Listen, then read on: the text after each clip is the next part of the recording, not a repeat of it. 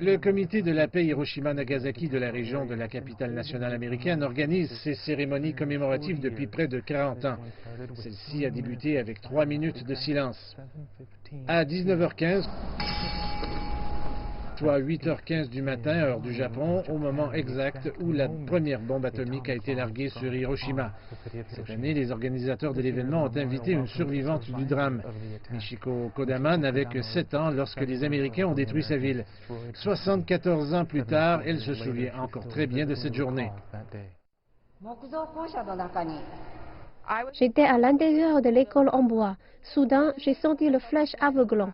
L'instant suivant, le plafond de l'immeuble s'est effondré et les vitres ont volé en éclats. Les tessons sont restés coincés dans les murs, les bureaux et le sol, ainsi que dans ma peau.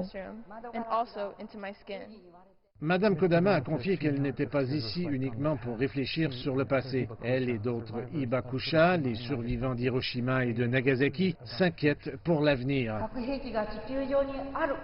Il y a aujourd'hui 13 865 ogives nucléaires dans le monde. Nous ne pouvons pas accepter l'existence même d'armes nucléaires sur la planète du point de vue humanitaire. Il y a 2 ans, une majorité à l'Assemblée générale des Nations unies a adopté le traité sur l'interdiction des armes nucléaires.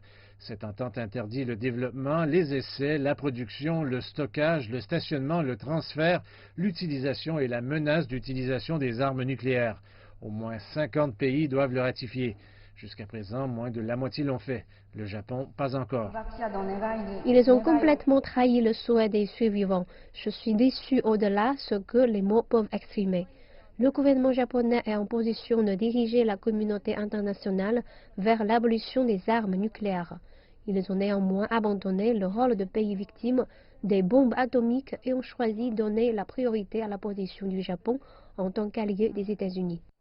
Washington a explicitement déclaré qu'il était opposé au traité. Les États-Unis ainsi que la France et le Royaume-Uni disent que cela est incompatible avec leur politique de dissuasion nucléaire qui assure la sécurité du monde depuis plus de 70 ans.